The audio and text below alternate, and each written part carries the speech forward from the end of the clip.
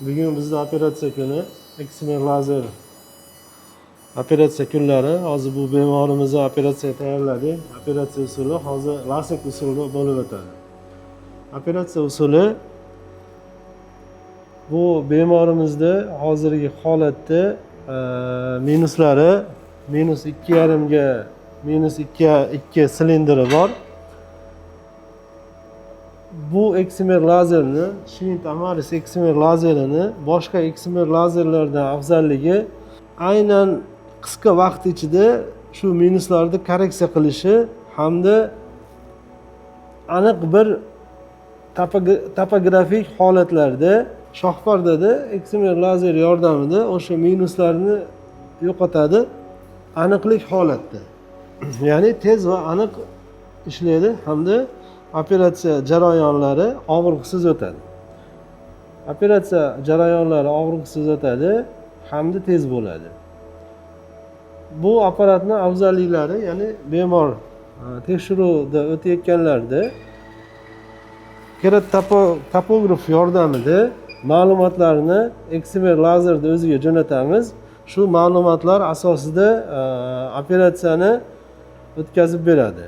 Ya'ni buni topograf yordamida qilishimizdan maqsad, bilamiz, har bir kasallarda ya'ni ko'ruv o'qi bo'ladi, ya'ni zritelniy os deydi. Bu zritelniy os har doim ham bemorlarning qorachig'ini markaziga to'g'ri kelmaydi.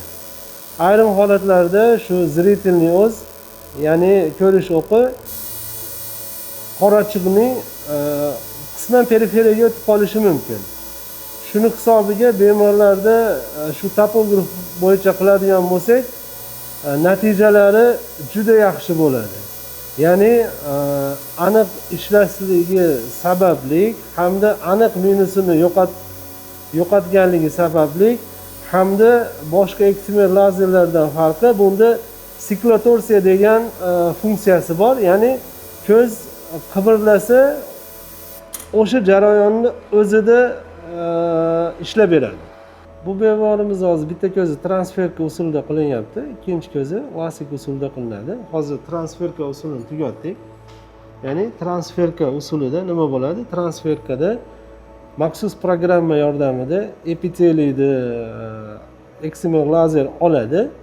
Ya'ni an'anaviy usuldan tashqari oldingi vaqtda yoki hozirgi lazerlarda ko'pi bir vaqtning o'zida ham epiteliyni ham minusini yo'qotish imkoniyati yo'q.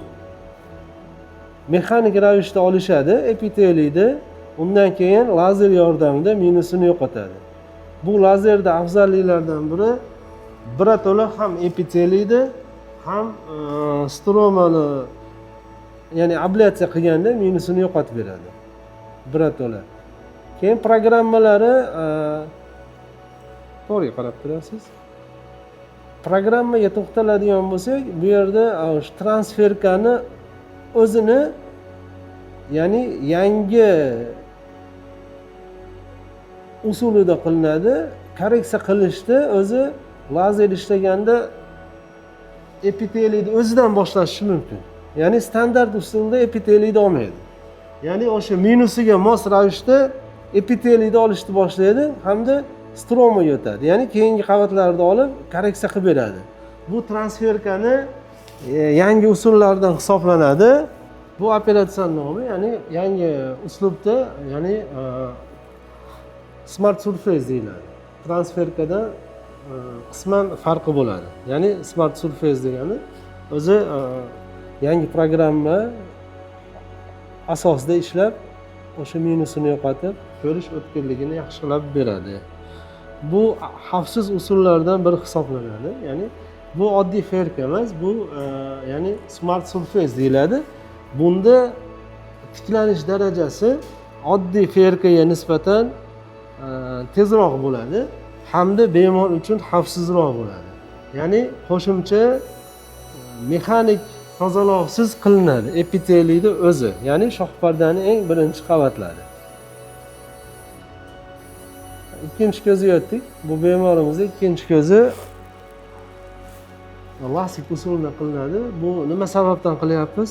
Sababi chap ko'zda, ya'ni shoh pardani qalinligini yupqa ochib berishimiz mumkin. Ya'ni bizda mikrokeratomimiz bor. Mikrokeratomimiz moriy hisoblanadi. Bunda 90 qalinligida shoh parda loskutini ochib berish imkoniyatimiz bo'ladi. Ya'ni xavfsizroq bo'ladi bu bemor uchun. Demak, keratometriya danilariga qarab, hozir shoh mikrokeratomni kalsiosini, parametrlarini o'zgartiryapmiz. Ya'ni bu o'ziga moslab, o'ziga mos ravishda ishlashimiz kerak.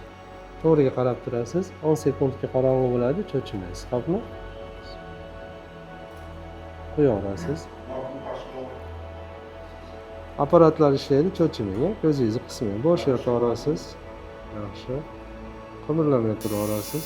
Yaxshi, juda yaxshi. Qimirlamaysiz. Bo'ldi. Yaxshi. To'g'riga qarab turasiz. Ko'zdagini olaman, to'g'riga qarab turasiz. Bo'ldi, juda yaxshi. Bu lastiklarda, shoh parda yupqalarida 90likda 90 mikronni ochamiz, shoh parda qalinligini hamda YouTube'imiz bu topografda jo'natgan ma'lumotlarini, ya'ni operatsiyasini yo'qotish maqsadida maxsus programma yordamida ishlaymiz bunda.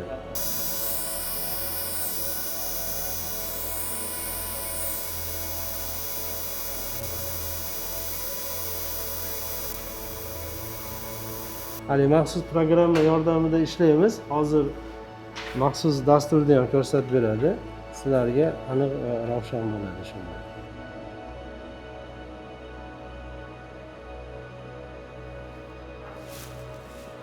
Maxsus programmamiz, ya'ni o'sha maxsus topografda jo'natamizda XMR lazerga, shu programma orqali ishlaymiz. Ya'ni bunga bemorlardan nima qulaylik bo'ladi? Ya'ni bu bemorlarda kechqurungi ko'rishi, ya'ni glare effekt deymiz, shu narsa yo'q bo'ladi. Chunki maxsus kerakli joyda o'zida lazer ishlab beradi. Operatsiya jarayoni tugadi. Nima sababdan bu bemorda bitta ko'zini transferga, bitta ko'zi lasik qilinadi. Ayrim holatlarda ko'zini tubida, ya'ni to'rt pardani o'zida o'zgarishlar bo'ladi. Ya'ni bularga lasik usulida qilsak, ya'ni bunda qo'shimcha vakuum ishlatamiz. Shunda ko'zning to'rt pardasiga ziyon bo'lib qolishi mumkin. Ya'ni ayrim holatlarda to'rt parda ko'chishiga sabab bo'lishi mumkin.